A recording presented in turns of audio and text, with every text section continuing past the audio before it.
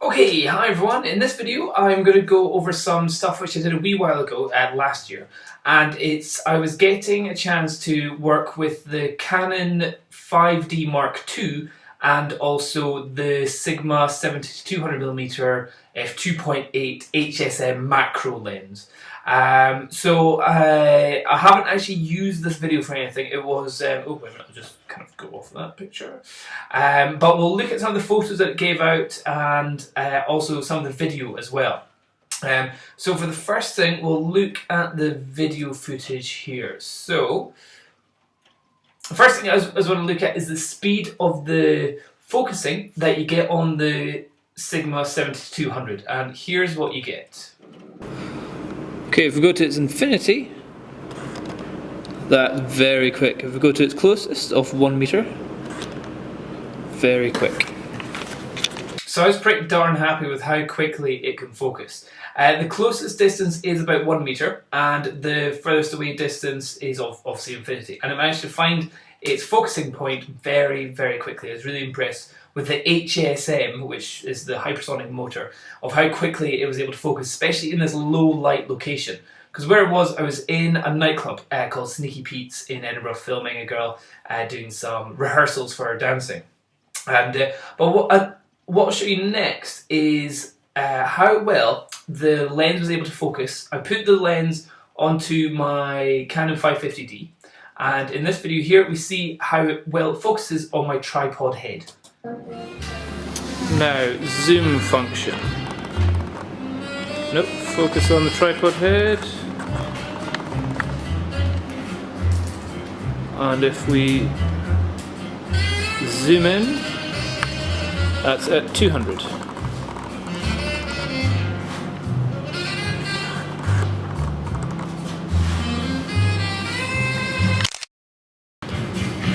Okay, high contrast scenes.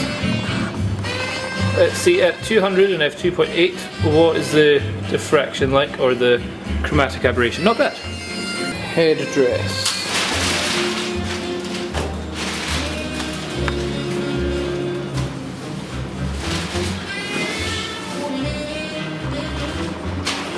Autofocus. Okay, so this is it at f2.8 and a 40th of a second for video. Let's take it to 30th of a second, that's quite nice. This is at ISO 800 as well. Focus it on the background there. Let's see how sharp that is.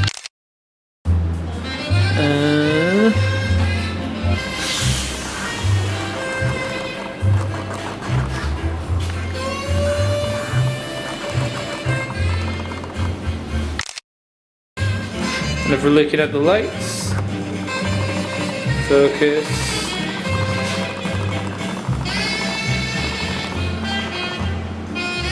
That's pretty darn good. I'm pretty impressed with that.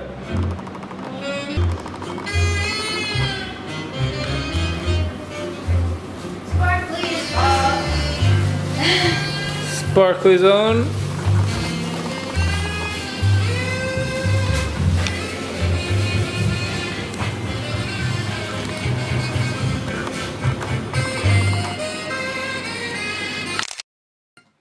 Okay, so now let's go look at some of the photos that we got out of this camera. So this was the, oh, let me just double check, this is with the Canon 5D Mark II, which it will say over here in the very far hand corner, Canon 5D Mark II, and then it's got all the details over here. So obviously that was a bit of a blurry shot. That was another one. Here I was trying to get a shot of the beer head, and you can see a bit of chromatic aberration. It looks like it's totally overexposed. Didn't do a good job there. It's at 80th of a second, so I think that's more probably bad settings on my behalf. Okay, so looking at this scene of all the booze behind the bar, again at 60th of a second, so that's pretty slow, especially here I'm shooting at 114. So this really should have been done at about 150th of a second. With no optical stabilization, you do obviously get blurred effects here. It's not crystal sharp here. But in terms of, is it a usable image? Yes, it is. Is there chromatic aberration? No, there's not. It's looking very good. This is, again, it's still at f2.8. Now the other thing is, this is with the Canon 550, the Canon 5D Mark II. That's at 3200 ISO, and that is really impressive ISO there. This is it in its JPEG form, so it may have had some noise reduction done already, but I'm very impressed with what it can do at that level of noise. Okay, next shot. This was kind of more of an abstract shot looking at this kind of cool radiator that they've got in the club. And if we go close, you can see all the kind of bits of dust and stuff. Again, 60th of a second. Really, the shutter speed was too slow for the subject that I was shooting. Okay, here's a great example. This was at 70mm, and 70mm on the full frame camera. And look at the shallowness of the depth of field that you get at f2.8. I was very happy with that. So you've got the hand dryer in good focus there, and that again is at ISO 3200. So this is giving really good noise performance. The Canon 5D Mark II really is pretty impressive stuff. Took some shots of the toilet because it's looking pretty lovely there. And now this is obviously a very difficult thing for a camera to shoot because it's got this black wall there, and yet it's got a bright white toilet, or maybe not. Pretty rank area. Yeah, that's looking pretty good. Let's see how much I'm able to rescue from the JPEG. If I bring up recovery, if I bring down the details, yeah, you get a bit more of the details back in there. So that's pretty good.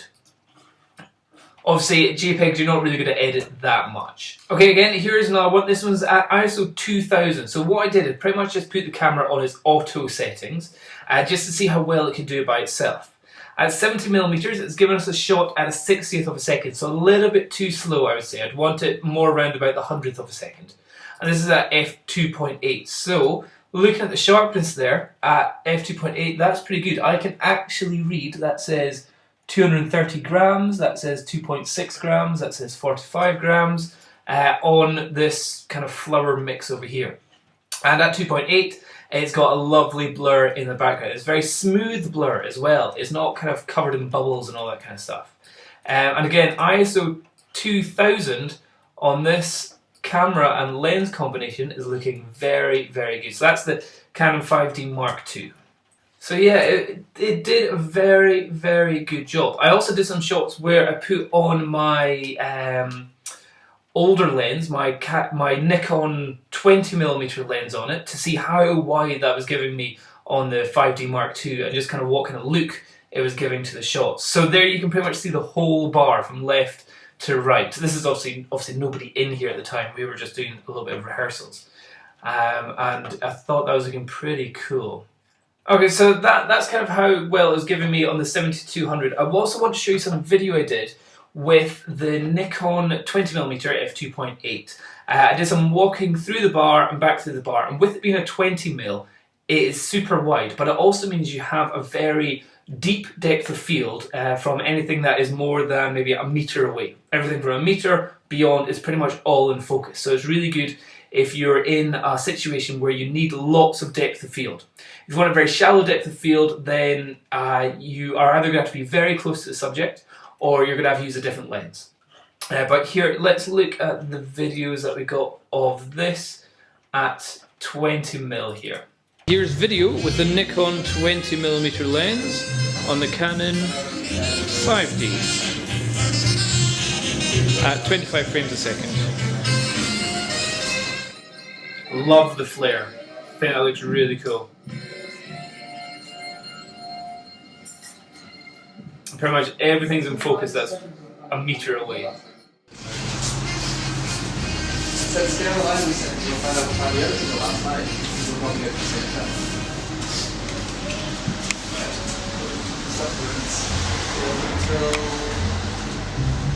Until the bloody end, actually. Okay, we'll go to the next video now.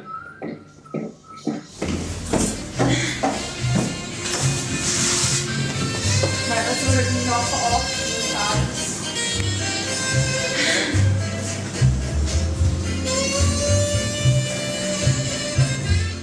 Here's really looking at the kind of flare that you get with the 20mm lens. Also with a little UV filter on the front, just giving an extra kind of flare bit.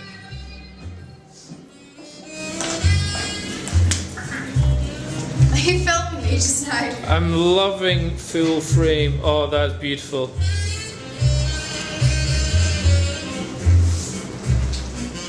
Okay, so that's the shots. Just a little quick go that I had with the Canon 5D Mark II, and with the Sigma 7200 HSM macro lens. That was the one that was being tested there. In the past, I've done it with a different lens, which was the APO version. The APO one I thought had loads of chromatic aberration when you were at 200mm and you were at f2.8. I was doing it in an ice hockey venue for that last lens. But with this one, again in here, high contrast scene, high ISO, but the optical quality of the 7200 I thought was really, really good. Very impressive, and considering its price being half the price of what Canon or Nikon can do, I thought is pretty darn good.